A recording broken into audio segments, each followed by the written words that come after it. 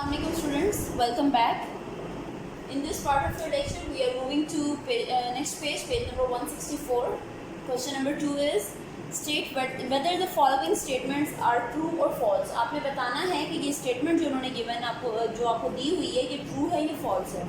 So first statement को read out करते हैं.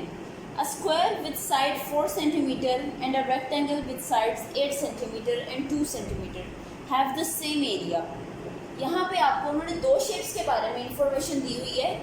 फर्स्ट ऑफ ऑल एक स्क्वायर है एंड देन एक रेक्टेंगल है. पहले तो हम स्क्वायर और रेक्टेंगल को ड्रॉ कर लेते हैं.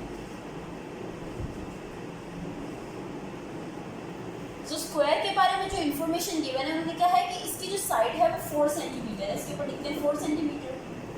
और जो रेक्टेंगल है उसकी साइड्स हैं 8 सेंटीमीटर एंड 2 सेंटीमीटर. तो उन्होंने आगे आपको स्टेटमेंट में कहा ये है they have the same area. आपने बताना है कि क्या इनका एरिया सेम है या नहीं है. तो फाइंड करते हैं. अगर स्क्वायर की एक साइड 4 सेंटीमीटर है विच मीन्स की ये साइड भी 4 सेंटीमीटर होगी. इनके फॉर्मूलाज पुट करते हैं. स्क्वायर का फॉर्मूला होता है length multiply by length which is 4 multiply by 4. तो ये हमारे पास आता है 16 सेंटीमीटर स्क्वायर. अब हम रेक्टेंगल का फाइंड करते हैं. रेक्टेंगल का फॉर्मूला होता है length multiply by breath which is 8 multiplied by 2. So 8 and 2 is 16 centimeter square. यहाँ पे आपके पास स्क्वायर का भी और रेक्टेंगल का भी जो आंसर है एरिया है वो सेम आया 16 सेंटीमीटर स्क्वायर. और उसने स्टेटमेंट में भी यही कहा था कि सेम एरिया आता है विच मीन्स कि ये स्टेटमेंट ट्रू है. First statement is true. Moving on to second statement in which the writer says that if the length of a rectangle is 15 centimeter and breadth is 10 centimeters, then the area of rectangle is 25 centimeter squares. यहाँ पे rectangle की बात हुई है. इससे क्या कि एक रेक्टेंगल है इसकी जो लेंथ है वो 15 सेंटीमीटर है और जो इसकी ब्रेथ है वो 10 सेंटीमीटर है. तो इसका एरिया क्या 25 सेंटीमीटर स्क्वायर होगा. इससे क्या किया इससे तो सिंपली 15 और 10 को ऐड अप कर दिया. जबकि हमें पता है फॉर्मूला के अकॉर्डिंग हम लेंथ को और ब्रेथ को मल्टीप्लाई करते हैं. इसलिए यहाँ पे तो 150 सेंटीमीटर स्क्वायर आंसर आना चाहिए था विच मीन्स कि इसने आंसर हमें रॉन्ग बताया है. So the second statement is false. Moving on to third statement which is the area of a square with each side 5 centimeter is equals to 20 centimeter squares. एक square है जिसका अपने area find करना है जिसकी एक साइड 5 सेंटीमीटर है which means ये साइड भी 5 सेंटीमीटर है. और लेंथ को लेंथ से मल्टीप्लाई करने के बाद हमारे पास आंसर आता है 5 10 5 is 25 सेंटीमीटर स्क्वायर्स. जबकि यहाँ पर स्टेटमेंट में आंसर इन्होंने दिया हुआ है 20 centimetre squares which is wrong. So आपकी थर्ड स्टेटमेंट भी फॉल्स है. फोर्थ स्टेटमेंट पे मूव करते हैं which is the area of a composite shape can be found by dividing the shape in rectangles and squares. First of all की composite shape होती क्या है. मैं यहाँ पे कोई भी एक ऐसी शेप बनाऊँ जो कि रेगुलर नहीं है, कुछ ऐसी शेप है.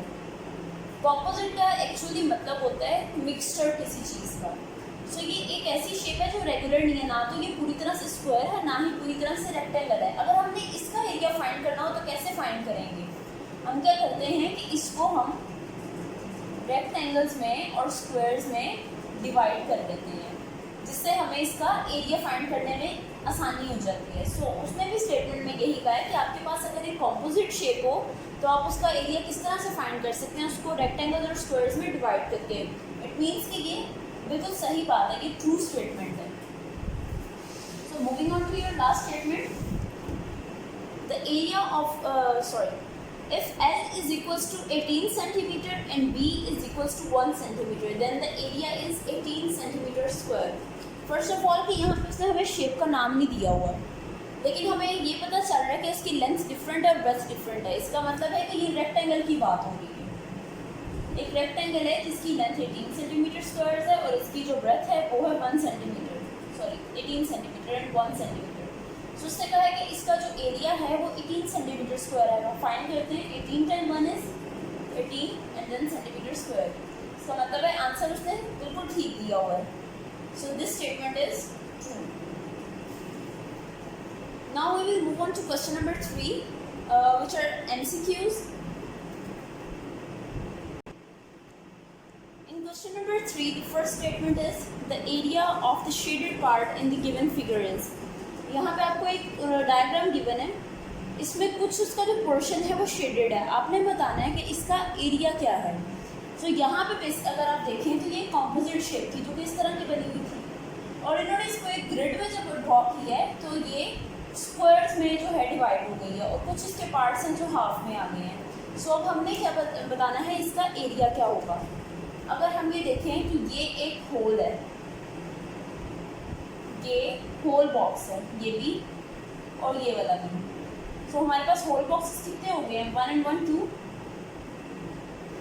ठीक है। अब इसके बाद ये भी हाफ है और ये भी हाफ है, हाफ और हाफ को हम 1 कंसीडर कर सकते हैं। सो ये 1 हो गया, और एक हमारे पास क्या है, हाफ में है, विच इज़ जिसको हम लिखेंगे 1/2। सो 1 + 2 इज़ 3, और बाकी हमारे पास जो हाफ था इसको हम लिख देंगे एज इट इज़। और सेंटीमीटर्स में क्योंकि हमें ये गिवन है तो हम इसका आंसर लिखेंगे सेंटीमीटर स्क्वायर में। सो आपके पास आंसर क्या आ जाएगा, 3.5 सेंटीमीटर स्क्वायर्स। इसको देखते हैं वंस अगेन, 1 and 2, ये हो गया आपके पास होल बॉक्सेस। फिर आपके पास एक ये हाफ था, एक ये हाफ था, इन दोनों को आपने कंबाइन करके 1 कंसीडर किया, और ये आपके पास बन गया थर्ड बॉक्स।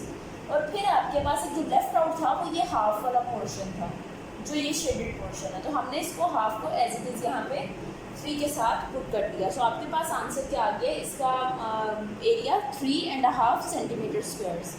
इसी तरह से सेकेंड वाली स्टेटमेंट है, उसमें भी आपने एरिया फाइंड करना है, उस पर मूव करते हैं। सो स्टेटमेंट बी में आपको एक रेक्टेंगल गिवन है, और आपके पास स्टेटमेंट है the area of the given rectangle is, यानी कि आपने इस रेक्टेंगल का भी एरिया फाइंड करना है। सबसे पहले तो यहाँ पे हम लिखेंगे कि इसका फॉर्मूला क्या होता है, लेंथ मल्टीप्लाई बाय ब्रेथ। अब आपके पास लेंथ क्या है, यहाँ पे 8 मल्टीप्लाइड बाय ब्रेथ आपके पास है 2.5, और दोनों आपके पास ये जो यूनिट्स हैं ये सेंटीमीटर में। इसका मतलब है कि आपके पास जो आंसर आएगा वो सेंटीमीटर स्क्वायर में आएगा। सो 8 को 2.5 से मल्टीप्लाई करते हैं, 2.5 मल्टीप्लाइड बाई 8, 8 टाइम 5 इज़ 40, 0 लगाते हैं, 4 कैरी, 8 2 is 16, 16 + 4 is 20, और आपके पास डेसिमल 1 डिजिट के बाद आ रहा है, तो यहाँ पर भी 1 डिजिट के बाद डेसिमल लगाते हैं, इसके बाद 0 आ रहा है। सो 0 डेसिमल के बाद वैसे ही कैंसिल हो जाता है। सो आंसर आपके पास यहाँ पे क्या आता है, 20 सेंटीमीटर स्क्वायर। सो आपके पास 20 सेंटीमीटर स्क्वायर आपकी थर्ड ऑप्शन है, जिसको आप टिक कर देंगे। इसी तरह से स्टेटमेंट सी पे मूव करते हैं। स्टेटमेंट सी है the area of given shape is. अब यहाँ पे वंस अगेन उन्होंने आपको एक कॉम्पोजिट शेप दे दी है, जो कि कुछ स्क्वायर या रेक्टेंगल का कॉम्बिनेशन है, तो आपने इसका एरिया फाइंड करना है। इसके लिए सबसे पहले तो हम इसको डिवाइड करेंगे स्क्वायर्स या रेक्टेंगल पे, जिस तरह से भी ये डिवाइड हो सकती है। So easiest way to divide is, इस लाइन को अगर हम एक्सटेंड कर दें यहाँ पे नीचे तक, तो आपके पास अब एक ये स्क्वायर बन गया और एक रेक्टेंगल बन गया। अब देखते हैं कि इसकी साइड्स क्या क्या हैं। ये 1 सेंटीमीटर है एक साइड इसकी हॉरिजॉन्टल वाली, और एक वर्टिकल साइड इसकी 4 सेंटीमीटर है। इसको हम कह देते हैं R फॉर रेक्टेंगल, और इसको हम कह देते हैं S फॉर स्क्वायर। सो हम पहले R का यानी कि रेक्टेंगल का एरिया फाइंड करेंगे by multiplying 1 and 4। So R का एरिया होगा length multiply by breadth, which is 1 multiply by 4। It gives you answer 4 metres square. अब यहाँ पे हमें क्वेश्चन में मीटर दिया हुआ था, इसलिए हमने यहाँ पे भी मीटर लिखा है। अब हमारे पास है स्क्वायर, इस स्क्वायर का भी एरिया फाइंड करेंगे, और फिर इन दोनों को हम ऐड अप कर देंगे, क्योंकि हमारे पास वैसे तो यूनिफाइड शेप है, ये तो हमने डिवाइड किया इसको। सो स्क्वायर के आपके पास डायमेंशंस हैं, length multiply by length is 1 multiply by 1, which gives you answer 1 metre square. अब आपके पास रेक्टेंगल और स्क्वायर का आंसर जब हम ऐड अप करेंगे तो हमारे पास टोटल कॉम्पोजिट शेप का एरिया आ जाएगा, which is 4 + 1, which gives you answer 5 metre square. इसका मतलब है कि आपके पास इस पूरी शेप का जो एरिया आता है वो आएगा 5 metre square, which is your very first option, जिसको आप टिक कर देंगे। नेक्स्ट स्टेटमेंट पे मूव करते हैं। Statement D is if the perimeter of a square is 16 centimetre then its area is. अब यहाँ पे ये क्वेश्चन थोड़ा सा डिफरेंट है, उन्होंने आपको पेरीमीटर दिया हुआ है विच इज़ इसकी बाउंड्री की लेंथ दी हुई है 16 सेंटीमीटर। आपने फाइंड क्या करना है, इसका एरिया। अब कैसे फाइंड करेंगे, साइड तो हमें कोई दी नहीं, लेकिन हमें ये तो पता है ना कि पेरीमीटर 4 साइड्स को हमने ऐड किया था, 2 आया था हमारे पास पेरीमीटर। इसकी कितनी साइड्स हैं, 1 2 3 4। इसका मतलब है 4 साइड्स हों तो पेरीमीटर बनता है। और अगर हम इसी पेरीमीटर को 4 साइड में डिवाइड कर दें तो हमारे पास 1 साइड की लेंथ आ जाएगी। तो 4 1 से 4 4 4 से 16। इसका मतलब है हमारे पास स्क्वायर की एक साइड की जो लेंथ है वो है 4 सेंटीमीटर, और फिर ये साइड भी 4 सेंटीमीटर होगी। अब 4 इधर भी आ गया, 4 इधर भी आ गया, एक हॉरिजॉन्टल लेंथ आ गई, एक वर्टिकल आ गई है। सो एरिया हमने फाइंड ऐसे ही करना होता है, length multiply by length which is 4 multiply by 4। So 4 time 4 is 16, और एरिया का यूनिट आ जाएगा सेंटीमीटर स्क्वायर। यहाँ पे हमारे पास सेंटीमीटर नहीं बल्कि सेंटीमीटर स्क्वायर आएगा। सो आपके पास आंसर क्या आता है स्टेटमेंट डी का, 16 सेंटीमीटर स्क्वायर। सो आपके पास ये थर्ड ऑप्शन आ जाएगी। यहाँ पे आपके पास थोड़ी सी मिस्टेक है ऑप्शन में, यहाँ पे सेंटीमीटर के ऊपर स्क्वायर का साइन नहीं है। सो आप यहाँ पे खुद से स्क्वायर का साइन डाल देंगे, छोटा सा 2 लिखना है आपने सेंटीमीटर के ऊपर। सो नेक्स्ट स्टेटमेंट पे मूव करते हैं। The side of a square is 11 centimetre, it's area will be. एक स्क्वायर है, उसकी साइड है आपके पास 11 सेंटीमीटर, इसका मतलब ये साइड भी 11 सेंटीमीटर। सो आपने इसका एरिया बताना है। अब एरिया में अगर आप ऑप्शंस देखें, फर्स्ट ऑफ ऑल तो हम इसका एरिया फाइंड करते हैं, क्या होगा, length multiply by length. So 11 multiply by 11, और हमारे पास यूनिट क्या है, सेंटीमीटर। सो हम सेंटीमीटर स्क्वायर में इसका यूनिट लिखेंगे। अब 11 मल्टीप्लाई बाय 11 होता है 121 सेंटीमीटर स्क्वायर। अब आपके पास ऑप्शंस देखें तो आपके पास 121 भी है थर्ड ऑप्शन में, लेकिन उसके साथ अगर आप यूनिट को देखें तो यूनिट सिर्फ सेंटीमीटर दिया हुआ है, जबकि हमारे पास यूनिट क्या आना चाहिए, सेंटीमीटर स्क्वायर। लेकिन अगर आप सेकंड ऑप्शन को देखें जिसमें उन्होंने 11 मल्टीप्लाई बाय 11 और इसके आगे सेंटीमीटर स्क्वायर लिखा है, अभी उन्होंने एरिया कंप्लीट फाइंड तो नहीं किया, लेकिन उसका एक आपको डायग्रामिक स्केच दे दिया है कि आपने एरिया इस तरह से फाइंड करना है। सो हमारे पास मोस्ट सूटेबल जो ऑप्शन है वो है 11 मल्टीप्लाई बाय 11 सेंटीमीटर स्क्वायर। सो इसको आप टिक कर देंगे आपकी सेकंड ऑप्शन को। अगर आप लास्ट ऑप्शन देखें तो उन्होंने लिखा हुआ है 11 multiply by 11 centimetre square without brackets लिखा हुआ है। इसका मतलब बनता है कि सेंटीमीटर स्क्वायर सिर्फ इस 11 के साथ है और इसके साथ कुछ भी नहीं है, इसलिए ये ऑप्शन भी आपकी रॉन्ग हो जाएगी और आप सिर्फ सेकंड ऑप्शन को टिक करेंगे। ऑलराइट, सो आपके एमसीक्यूज भी यहाँ पर डन हो गए। हम क्वेश्चन नंबर 4 पे मूव करते हैं। So question number 4 is which of the two shapes in each group have the same area? Question number 4 में आपके पास 3 parts हैं, part A, B and C। इसमें से हम part A यहाँ पे कर रहे हैं and part B and C will be for your homework।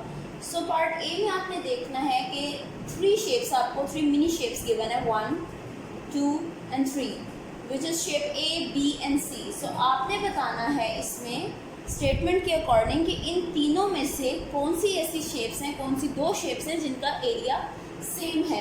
सो हम इनका एरिया फाइंड करने के लिए क्या करेंगे, इनके स्मॉलर यूनिट्स को, स्मॉलर बॉक्सेस को काउंट करेंगे।